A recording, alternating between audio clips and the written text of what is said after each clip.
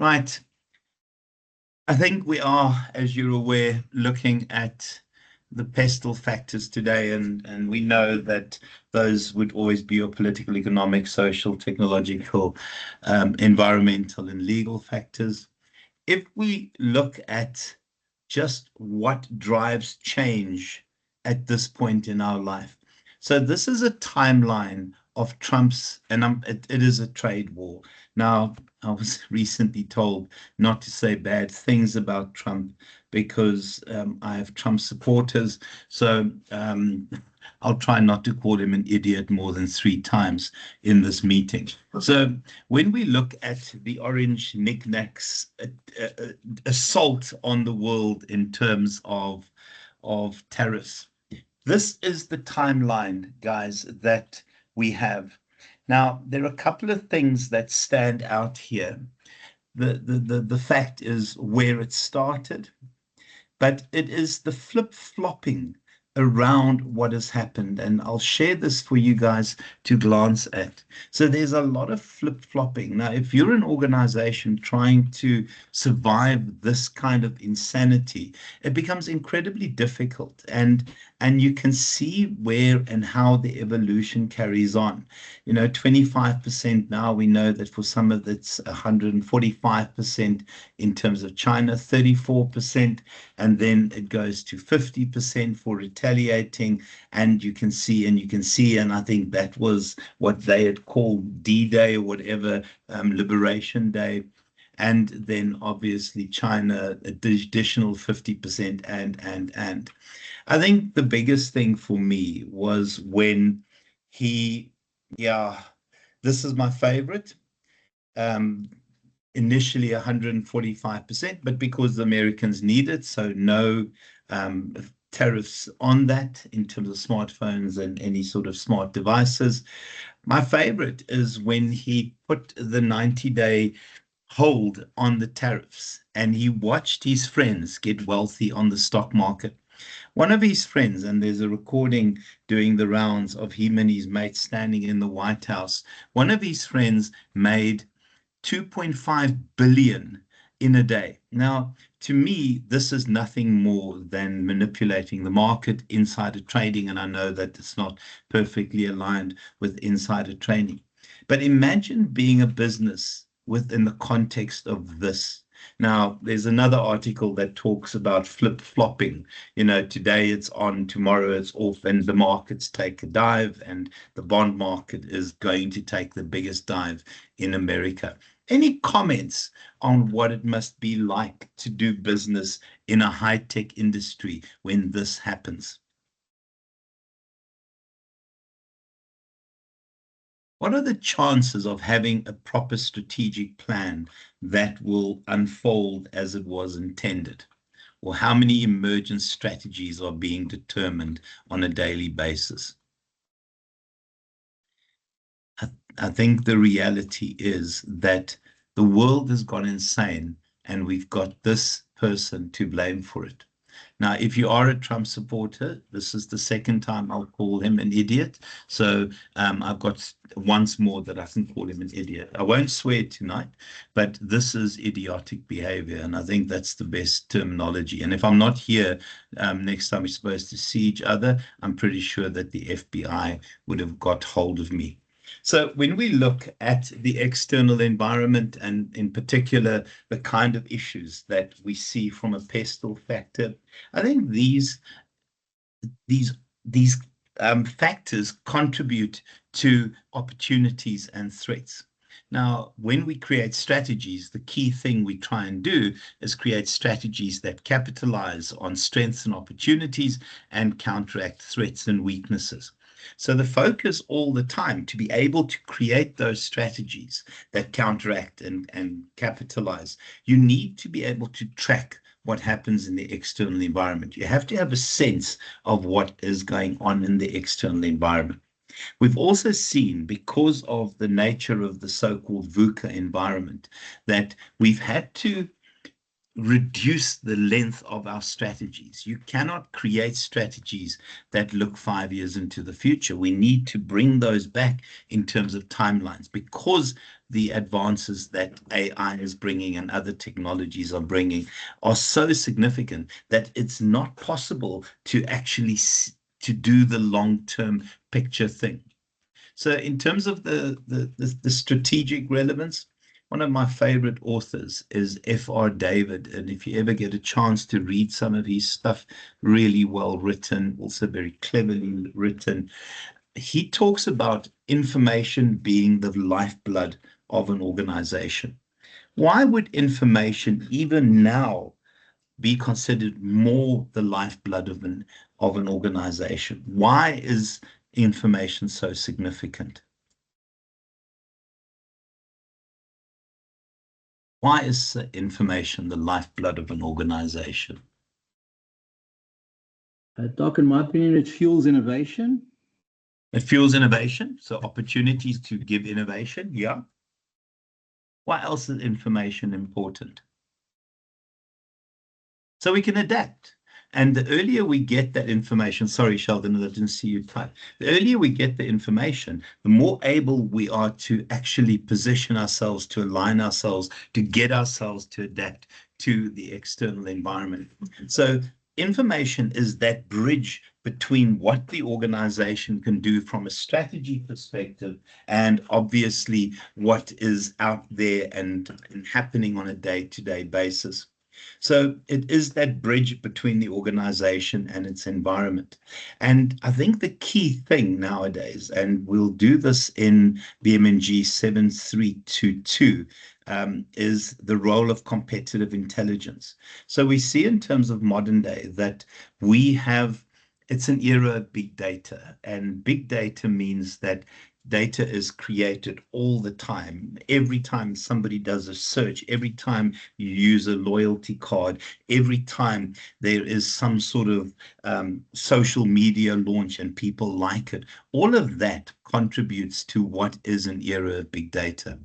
The important bit is to remember that data on its own, and I say data because when I say data, my 18-year-old tells me I sound too Afrikaans, but ek is Afrikaans net om te sê. So that data, to make it usable, is turned into information. Now, data that's organized to become more useful is information. The stage after information, and we'll do this in second semester, or you'll do it with another lecturer, is competitive intelligence. And competitive intelligence is information that is structured in a particular way so that we can take strategic decisions. So we have access to data all the time, raw, unorganized information. But the key thing is to initially turn it into something useful and then to transform it and present it so that it can contribute to strategic decision making. Give me examples of data that you guys collect in your organization. Just general data that you collect on a day-to-day basis.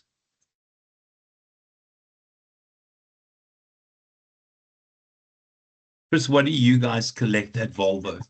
We collect, obviously, customer data in terms of name, surname, area where they live in, age, ethnicity, a little bit like that would escape me. Ethnicity, yeah. There we go. Hierdie Afrikaners. Yes, it is erg. And obviously the car they bought gives us data in terms of their lifestyle and that type of thing.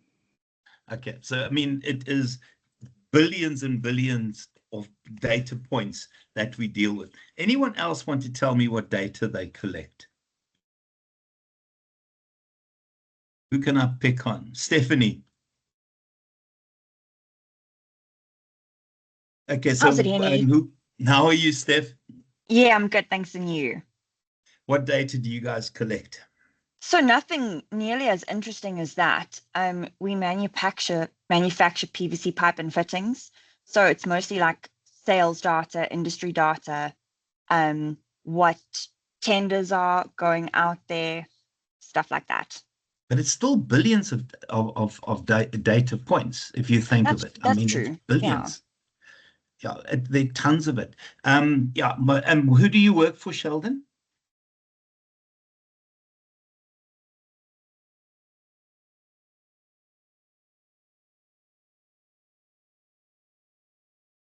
I imagine you work in a supermarket, a footwear organization. Wonderful. Imagine you work in a supermarket. Imagine how many bits of data are created in a day, because every time somebody uses a loyalty card, every time somebody does a search on the internet, something is sparked somewhere along the line.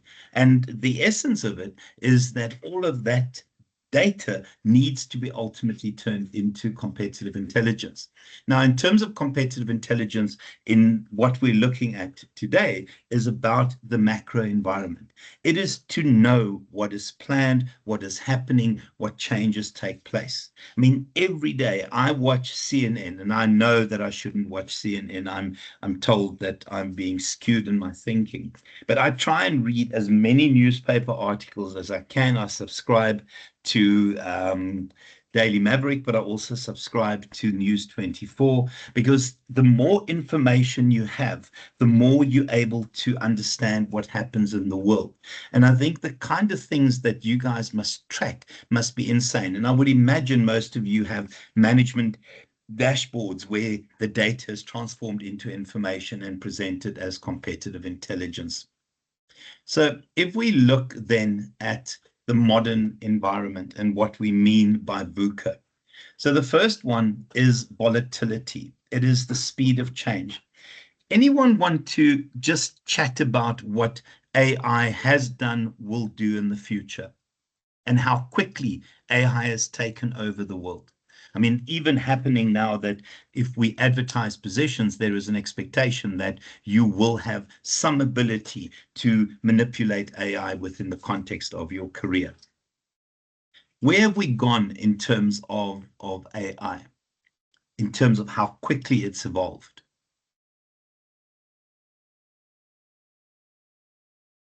I mean, if we think of this as a timeline, how often are changes made there?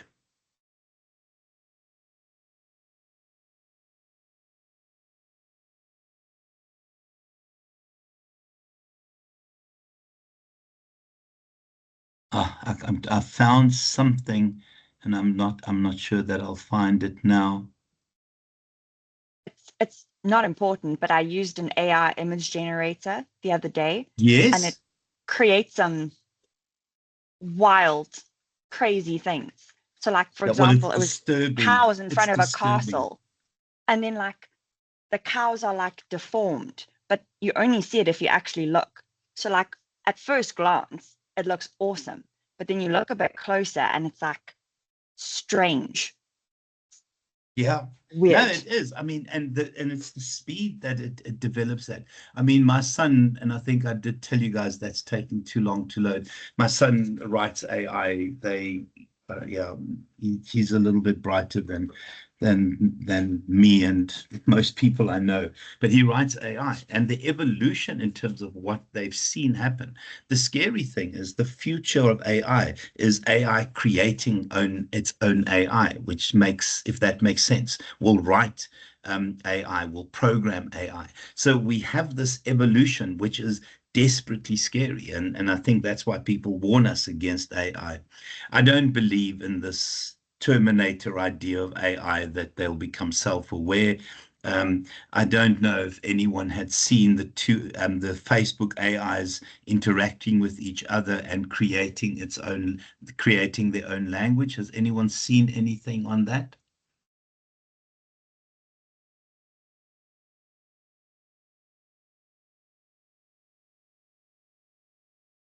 Sorry, I can't type. I Yeah? think so. With AI creating its own language, I can't necessarily say it was AI, but didn't something similar happen with Facebook? Yeah, that's the one. Sure, scary stuff. So they had two AIs communicate with each other. And yeah, this is quite disturbing, guys. I might not be able to access this. Shucks. Okay, I don't want to disable my ad blocker. Sorry. Have a glance at this very quickly when you guys get a chance. But Facebook had two AIs talk to one another. And the AI soon created their own language. And it's the evolution of that and how quickly it takes place, which is disturbing. So volatility means the speed of change. Go for it, Fuzzy. I don't know. It's not related to the language, but there's this AI influencer on Instagram, and it looks like a real person going for coffee, and the stuff that they post looks like a real person. And it's quite scary Wow. because when you look at the account at first, you think it's a normal human being, but it's actually AI.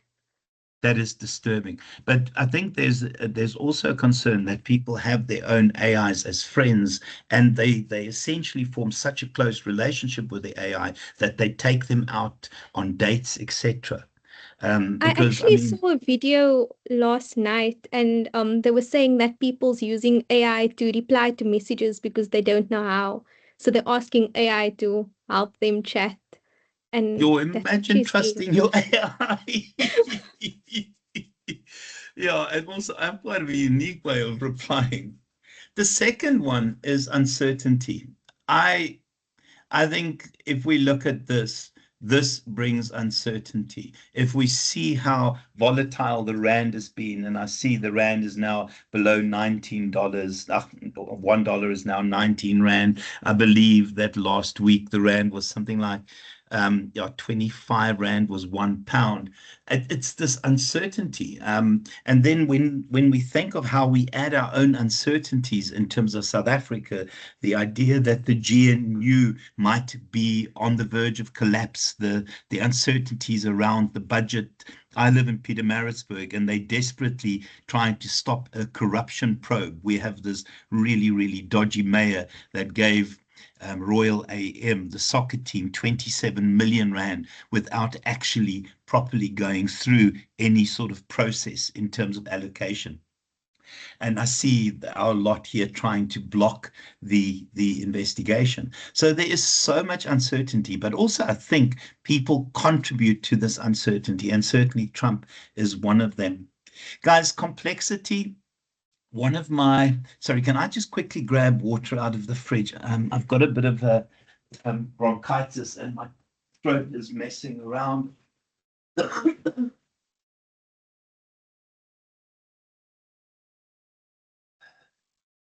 I'm pretty sure other lecturers are a lot more professional than me. And it's not beer, it's sparkling water that I'm opening. So if we look at complexity, I don't know if I've shared the volcano exploding in Iceland example. Yeah, you have, Doc. Okay, Yes, you so have. okay, let's see how complex the world is. And I would have spoken about the 2007 one as well, where the micro lending industry collapsed, resulting in a global recession. I think there is so many links that we cannot understand. So when we think of, and I hope I didn't share this, but when our president signs into being this land expropriation bill or whatever it is, and that causes us to lose AGOA. Now, a lot of people don't even know the importance of AGOA in terms of HIV, AIDS funding, and other bits and pieces in terms of free trade. And it's one decision taken by Ramaphosa that is so complex that no one could have predicted that that would cause Trump to stop AGOA. Guys, and it's ambiguous. I think there is so much incomplete, ambiguous, contradictory data out there that it's very difficult to know what is really happening in the world. I think it's nearly impossible. Give me examples of some of the ambiguities you guys deal with at work.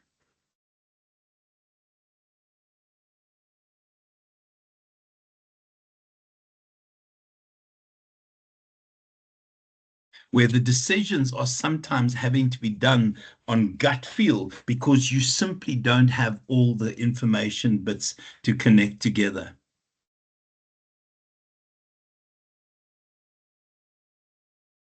I mean, I always think of what the future of lecturing is. You see in America now AIs, professors stepping aside and letting an AI lecture. which is where, I mean, I'm ancient, so I'm near retirement, so it doesn't really matter. But I think those kinds of ambiguities about the future make life very, very interesting.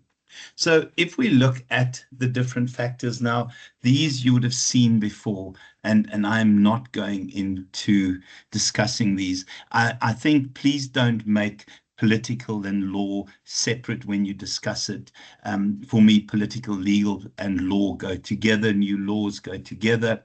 I think the reality is when we look at South Africa, there are so many political processes on the go, and it's the unpredictable nature of politics. I mean, who could have imagined that in KwaZulu-Natal that the MK party would take such a significant chunk of the votes?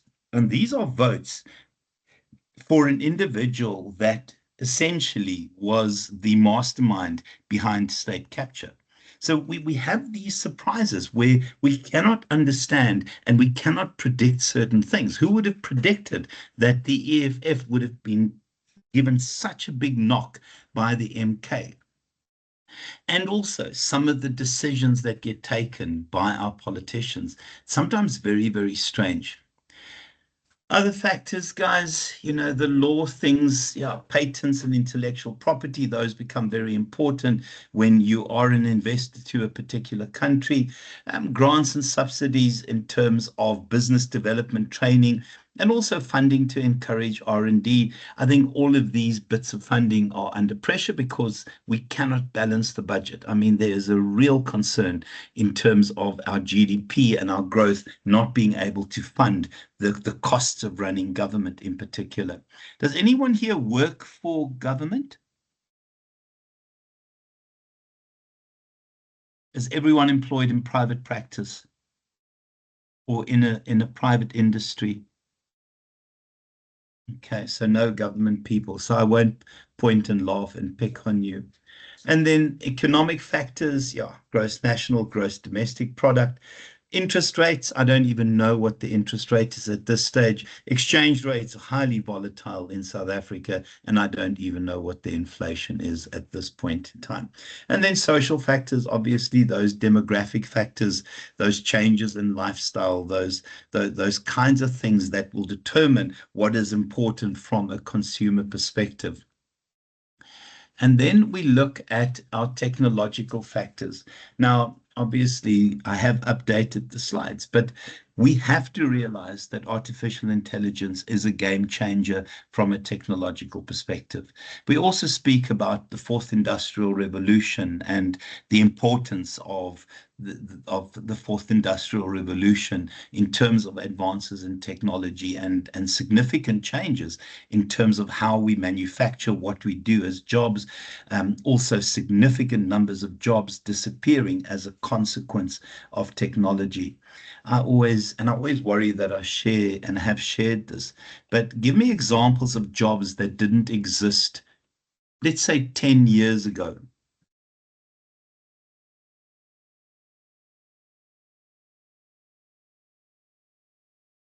I'll just do 10 years ago.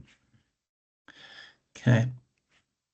Now, obviously, in the last 10 years, sorry, Norma Santo, you wanted to say? Okay. No, I don't want to say anything, sorry. Okay, unmuted, that's fine. So if we look at this, now, tons of jobs have disappeared, and I won't talk about the jobs that have disappeared, but these are jobs that were created only in the last 10 years. So there's a theory that when you're at university, you are being taught skills using technologies that don't exist for jobs that haven't been created yet. So the truth is, this evolution is a revolution. Any comments on any of those? So this is what my kid is. That's what my son does. He's 28. He's a data scientist. Any of those that are surprising? Penny, does that say Chief Listening Officer about halfway down in the first column? Or chief oh, listing? Geez, I didn't even, what is that? What does that mean? so oh my gosh. It is more than an advanced social media manager. A chief listening officer is responsible for keeping an eye on social media and something else. Oh, so okay, interesting. Like spying, like I don't know. I don't wonderful. know. I've never heard of What? that before. No, neither have I. I didn't even see it, and I've seen this document before. Oh, here we go again. I'm not going to disable my ad blocker, so I'll Thanks, share Forbes. that with you guys. What the actual heck? Oh my God! Well spotted. Okay. Yo. Oh my word. Any others? Oh my gosh! A millennial expert. What is that? Oh, companies want to understand how millennials work and think for hiring and marketing purposes. Is anyone here a millennial? Born after 2000? Oh gosh. Please tell me somebody's born after 2000. Okay, Chris, I know you're not. I sold my first car then. I was already old then, boy. What a millennial expert. Oh my goodness. Are you, Shira? Oh, well, minus 25% for being young. Big data scientist, blockchain, obviously, analyst. But I think the reality is when we, and if you want to even have something even more scary, we do this. Oh my gosh. I really, it's absolutely insane. Knocker, sorry, I don't know. But if we want to see something else, jobs that,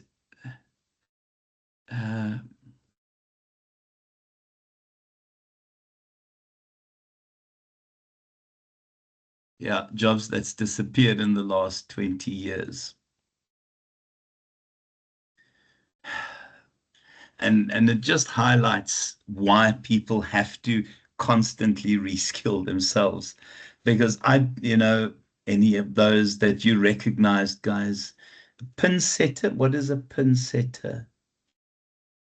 Oh gosh, okay, 20 years, that's a little bit before then. Town criers have disappeared. Oh gosh, we used to have a town crier. Travel agents have what is a herbstruer? No, that's from a long time ago. Yeah, I think the simple truth is that the world changes rapidly. And when we think of technologies, it is because of technologies that these new jobs are created. The listening officer, my goodness me, yeah, that sounds seriously, seriously suspicious. I might ask for a job title change, a listening officer. But I think we've seen inventions and innovations and technologies become part of our reality. And this is the biggest driver in terms of globalization, although we've seen significant moves that we can be considered anti-globalization. Guys, and then your legal factors. I mean, we have so many new pieces of legislation introduced all the time. They are always new. Yeah, my favorite is I'm not a smoker and have never ever smoked. But gosh, trying to track what happens in terms of smoking laws is quite interesting.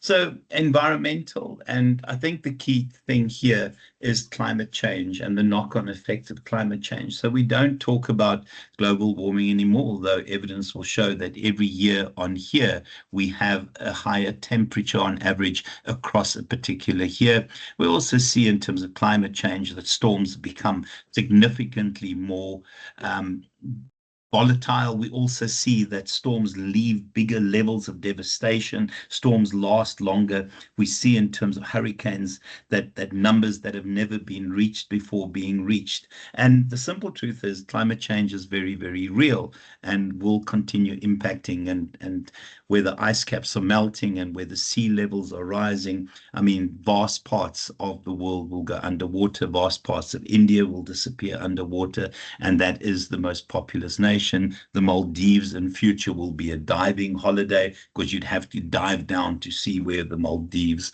are. So all of these are significant changes. Have we got anyone here that's a climate change denier?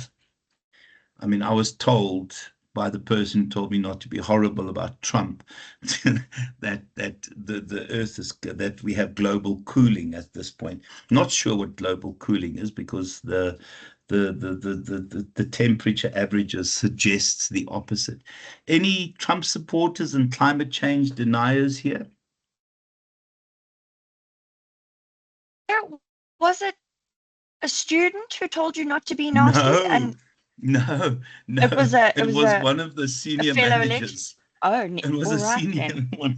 Yeah, because I'm horrible Lovely. about Trump. So I was told that Oh, some of my okay. students are Trump supporters and I shouldn't. And I can't help myself. And I just and that same person believes in global cooling. believes in global cooling. Yeah. Interesting. Yeah, it's a different world. But again, I think each to his own opinion. But if you Trump, you believe in global cooling. Trump doesn't know the difference between weather and climate. Weather is what's outside right now, and climate is what's over an extended period of time. So you'll remember I shared this with you when we looked at the assignment. I still think that is fantastic as a launch pad to do your assignment questions. And then your factors in the macro environment. I think we also have to understand that if you are a multinational organization, you need to understand that you have to do strategic plans that look at the world globally, but also look at individual nations. The other side of this is that changes in one country will have an impact across the world. And again, guys, when we see what Trump is doing. It is significant in terms of the changes and the flip-flopping and just some of the insanity that is Donald Trump. So when we look at analyzing the macro environment, I think the first one is we have to do the analysis to at least initially arrive at potential strategies that we can use. Now, you'll recall we spoke about how very few of those intended strategies are ever realized, that a lot of what we do nowadays relate to emergent strategies, and those emergent strategies are created as and when needed because the world changes all the time. Imagine being Apple and being told that now there will be 145% tariff on all your imports. I mean, the cost of iPhones in America would skyrocket. Now, obviously, that has flip-flopped back to not being the case. But imagine being Apple, trying to position yourself, trying to play Trump, manage Trump, so that you can actually not lose too many customers. So the thinking is that the more we have ready in terms of strategies and the more accurate we are in terms of how those strategies may unfold, the greater the competitive advantage. So if we do a strategic analysis, I think the first thing is that it's a continued analysis. You guys will remember from one of the earlier sessions, I think it's the very first or second one. But if this is the organization and this is the environment, what we try and do is we try and have what is called strategic fit, where what the organization has in place perfectly matches what the reality of the environment is.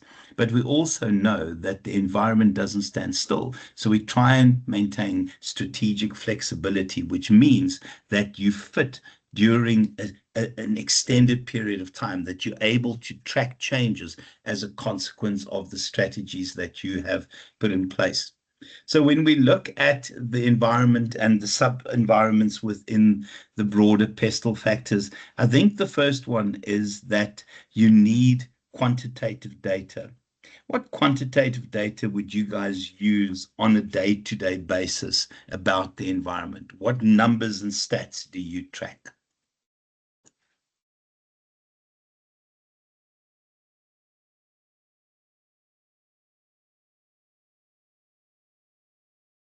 Who is acutely aware of things like the interest rate? Who is acutely aware of inflation rates? Who is acutely aware of exchange rates as part of your business? Who checks the exchange rates quite often? Because if you're an importer, you need to know. Go for it, Chris. Yeah, Doc, we have to, because we import from Sweden and China, and those exchange rates heavily affect what the total landed cost of the car in the country comes into, and it affects the retail price at the end of the day. And does that change from day to day sometimes? Yeah, and due to what's happened in the US, the exchange rate is heavily affecting us at the moment. Yeah, if you're an importer, you're in serious, serious trouble. Other quantitative data that you guys track in terms of the pestle factors? Not really anything I can think of at the moment. Okay. Yeah, interest rates would also be important in terms of sales, car sales. Because generally as the interest rates go down, people tend to buy cheaper vehicles. Yeah, and it usually determines the campaigns we run. If the interest rate's high, we try and put out campaigns to give customers a better interest rate. So we'll fund that interest rate like a to prime -1 or 2. Okay, very, very cool. Yeah, yeah. So, I mean, all of these stats become very important in terms of tracking and maintaining strategic fit and flexibility. Qualitative data, guys, this is where you'll have a gut feel around certain issues, where you track issues, where you need to think creatively. That level of conceptual thinking rises immediately when we have to make qualitative decisions about what potentially will happen. I mean, again, being aware of what happens in the newspapers, being aware of what happens globally in terms of tracking news events, etc. Modern organizations have, and these are world-class organizations, they have what is called an information cockpit. And it's called a cockpit because it looks like the front of an aeroplane. And they'll have banks of TVs running different news channels. They'll have different monitors there tracking everything from interest rates to exchange rates to whatever. They'll have monitors here that will attract and track live events in terms of crises that unfold, wars that unfold, and those kinds of events that might have a big impact. So when you work for this kind of organization, you walk into that cockpit and it provides you with an immediate view of what is happening in the world. I mean, it takes a bit of conceptual thinking because you sometimes have to make connects that aren't obvious to the eye. So I think part of your information before turning it into competitive intelligence is having access to that information. And then also it is making sure that we have decisions around our strategic actions. And all of the time, it is about this. It is about maintaining that strategic flexibility. It's about being light on your feet. It's about anticipating and moving before the event has actually happened, trying to position yourself, trying to essentially remain relevant in terms of the environment. So when we look at how do we actually stay relevant and stay aligned, the first one is scanning. Now, we talk about these early signals, these weak and strong signals.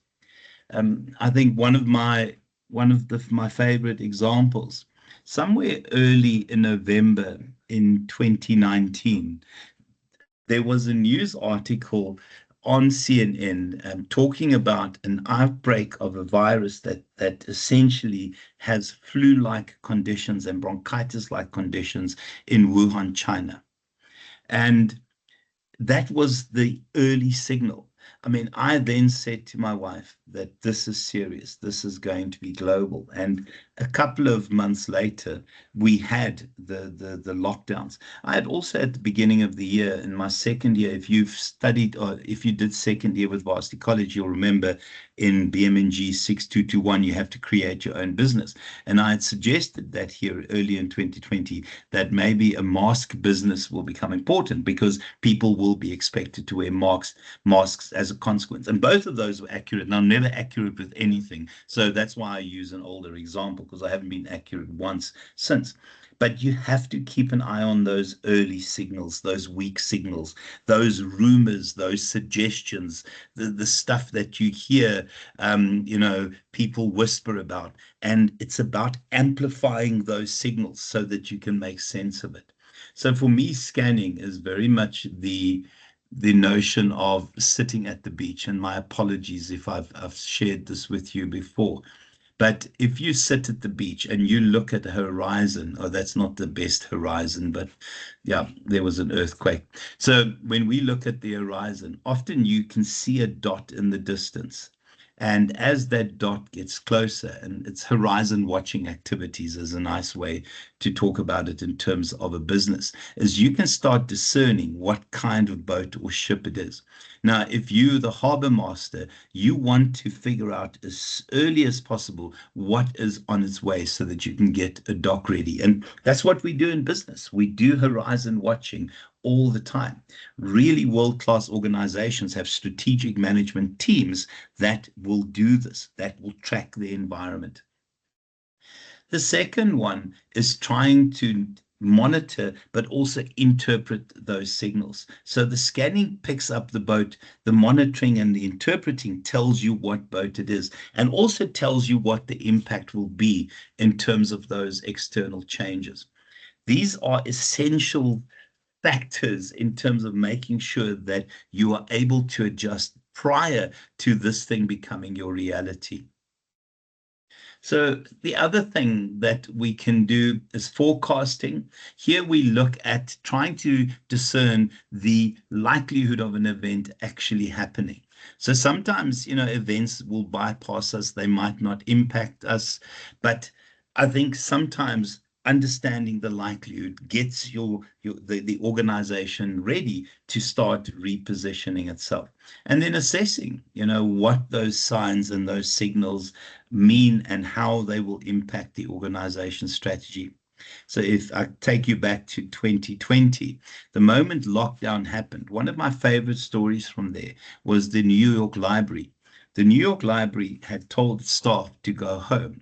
And then someone said, well, why don't we print PPI, in particular the masks, using our 3D printers? So the library staff didn't go on unpaid leave. They had a new purpose, and the New York Library repurposed itself in terms of those emergent strategies to print masks. In Pietermaritzburg, we had a company that manufactured car seats. They repurposed themselves into manufacturing PPE. We had an alcohol company that repurposed itself into manufacturing sanitizer. So the assessing is important in terms of keeping the business going, in terms of repurposing the business. Anyone else have examples around 2020 where companies had repurposed themselves?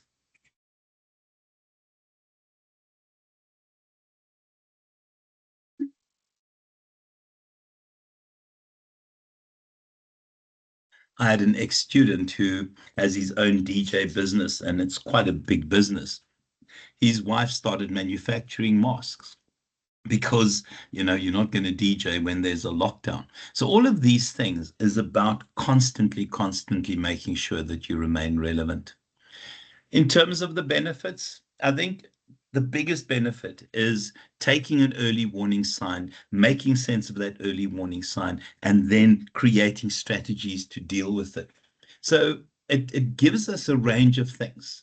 It gives us opportunities and threats. And remember the strategies we create: capitalize on strengths and opportunities, counteract threats and weaknesses. But it also gives us an idea of what is happening and allows us to make predictions about the macro environment. It allows us to evaluate situations. And I think it's always about this, making sure that we remain competitive and that we utilize our resources. So here are some of the, please give me a sec.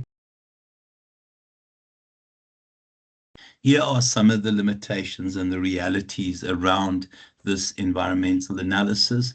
I think the first one is a lot of companies, because being risk averse, will rather ignore the big things, thinking that they will pass us like Halley's Comet. And also uncertainty. I think some people panic, other people realize that you need to do something about it.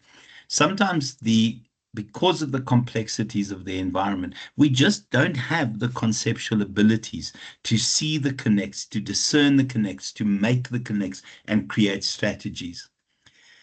Yeah, and then paralysis by analysis. Who does this? That they spend their life in meetings analyzing and thinking and checking, but not taking any action. Anyone work for a company that's very good at doing that? We constantly worried and we analyze, but we don't ever take action. I think it happens in a lot of organizations where we're more concerned about the process than the outcome. Guys, yeah, and then just essentially allowing ourselves to just go into demise, and we see Nokia and all those kind of companies. And yeah, sometimes your techniques just aren't good enough. So in terms of guidelines for strategic analysis, I think the first one is to look at all the different possible influences. So trying to get the nitty-gritties, the different connects that happen in the environment, and understanding how they would impact, which will have the bigger impact, which you need to be less concerned about. The second one is, I think, you can never accurately predict the future, but you can prepare for the future in a far more coherent way if you have a sense of what will happen. Yeah, and being proactive. Again, if you can see that something is going to hit you, you start preparing for that.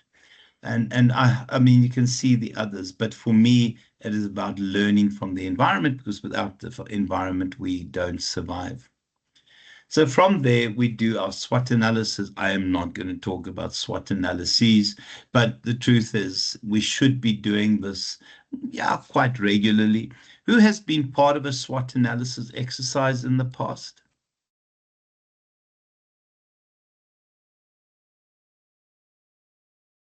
If you did a SWOT analysis, Chris, yeah, nice. If you do a SWOT, go for it, Chris.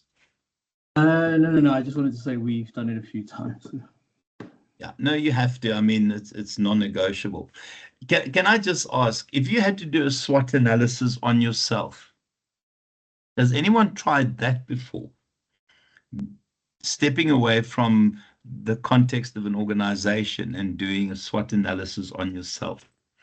What are your strengths? What are your weaknesses? What opportunities are there in terms of your skills, your abilities, your career? What threats are there? Has anyone tried that? Who would be scared if they had to do it and find out the results?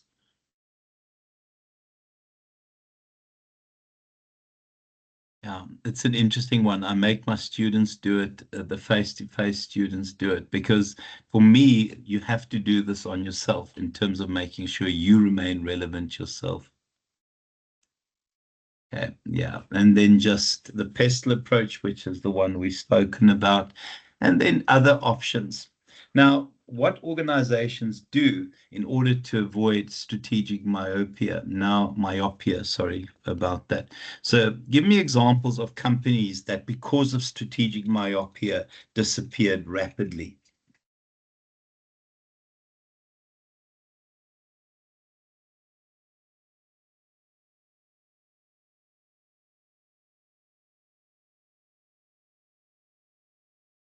Companies that disappeared because of strategic myopia. I'm sure Kodak, I'm not, maybe no. one, Doc? Say again, Chris? Kodak, maybe? Kodak. I mean, the scary thing of Kodak is that it was an engineer in Kodak that had designed digital photography. And Kodak said, no, that will never be the future. So one of their own created the thing that killed them. Nokia, who thought that the candy bar design was the future and that everyone would want buttons in the future on their phone, despite a touchscreen being created. I mean, it's that kind of myopia. So what this matrix allows you to do, it allows you to look at changes in the macro environment and then to prioritize those in terms of which would have the most significant impact, which ones do we need to react to. So what you do is you look at trends over a period of time in terms of the macro environment. Now, those trends are available. Google can tell you what those trends are. And then you ask the question, what is the likelihood of one of these trends continuing and essentially becoming a significant issue? And then you ask yourself, how likely is this trend to impact on you? So it's a wonderful way to prioritize those changes in the external environment in order to determine which of those changes are likely going to hit you the hardest, which will act like a jackhammer in terms of the organization's processes. Scenario planning and scenario analysis. One of my favorite scenarios came from a person called Clem Sunter. If you ever get a chance to read any of Clem Sunter's books, wonderful, wonderful. He specializes in scenario creation. But he had in 1990, I think it was, two scenarios. He had the so-called high road scenario, and he had the low road scenario. Now, he said, and each of those scenarios, there's certain trigger points, which means if that trigger point occurs, then it's likely that we're on that particular road, or if this trigger point occurs, then we'll be on that low road. Now, his first trigger point related to the ANC being unbanned, and then a range of other things, and that was the low road. In the high road, my apologies. In the low road, he had predicted that the ANC remains banned, and the prediction was that we would have full-blown civil war. So these kinds of scenarios become important in terms of deciding the road that you'll be on and then making plans for those roads. Those trigger points are important. I mean, I think for me, if I had to do a scenario prior to the election, a trigger point would be the GNU. And then what would happen as a consequence, and not that the GNU has been fantastic, but it gives you a better idea in terms of what plans to put in place. So in terms of scenario analysis, I think it's often this what if plans. So what if this happens, what will follow, what will happen next? But it allows us to get a sense of what might happen as a consequence of predicted events within the environment. Yeah, in terms of how to do scenario analysis, so I think the reality is you have to look at specific strategic issues. So you can look at social change, the kind of things that will always impact you as a distributor, as a seller, as a retailer. And then you can also look at uncertainties, and you can look at the things that will drive forces. And out of that, you have to ask, what have we missed? What do we have to put in place? What do we have to be concerned about? Yeah. And then, yeah, the idea of a good scenario is relevance. So, you know, the ANC loses majority, that puts us on a particular road, and other bits and pieces. And they have to make sense internally. It has to be internally consistent. So it meant in terms of this one, ANC unbanned, we have the high road. We then have the kind of things that happened immediately after 1994. And then, yeah, archetypal. So these scenarios have to be opposites of one another. So the low road versus the high road. And I think it should indicate a state that should last for a particular period of time. Anyone been part of scenario planning previously?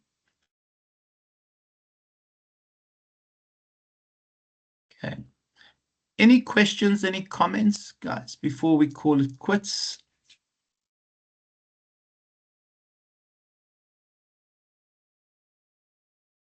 Thank you so much for this evening. I'll get this loaded. I'm a little bit busy with marketing.